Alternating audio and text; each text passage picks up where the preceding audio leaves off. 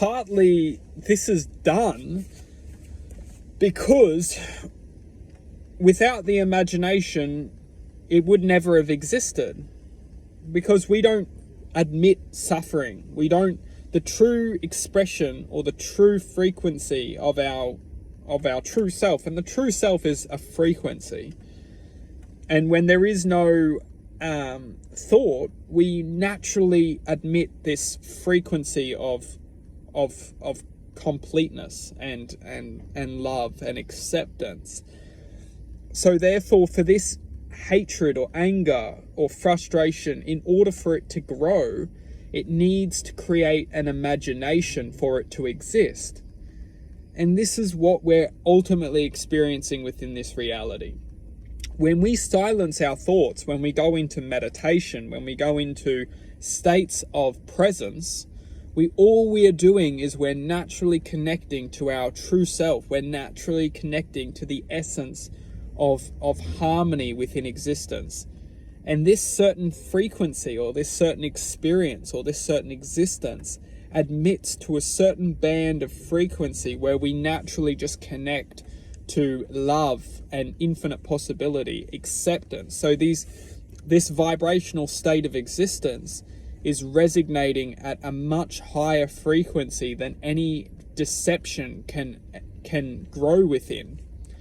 So that's why we're designed or programmed to think, because within thought we have the ability to manifest ideas, and within manifesting ideas, these ideas are essentially the programming or the space of which energies or frequencies that are untrue to our unique expression or our unique self can ultimately lure us down a path, which eventually, when we get so down the path, we start to disconnect to our true nature, our true expression, that these thoughts then show their true colors, that these thoughts were always designed to lure us down a path. And it does this in very sophisticated ways because we are naturally beings of intuition, and we're naturally beings of justification. So if we see a thought to be bad, a lot of us straight away can say, no, that doesn't feel right. And this is where the thoughts get super, super comprehensive, is that thoughts already know their outcome. So they have to disguise themselves as something very enticing. They have to disguise themselves as ultimately the great illusion. So they gain our attention. Because when something looks like extremely bad, we know straight away, like, no, that's not good. Like, that's not good for us. So the thoughts have to get creative. They have to entice us to because the thought is essentially the piece of cake on the end of the table. You know, the thought, that piece of cake, when we eat it, it just produces all this dopamine. It produces all these good feelings. But the truth of that cake is that it's only going to last for that existence within what it's meant to last.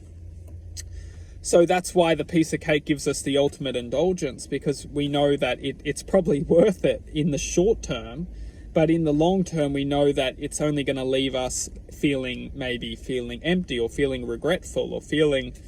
So the same kind of similar analogy with thought is that the thought, it needs to create this perception that it's going to give us all of which we want.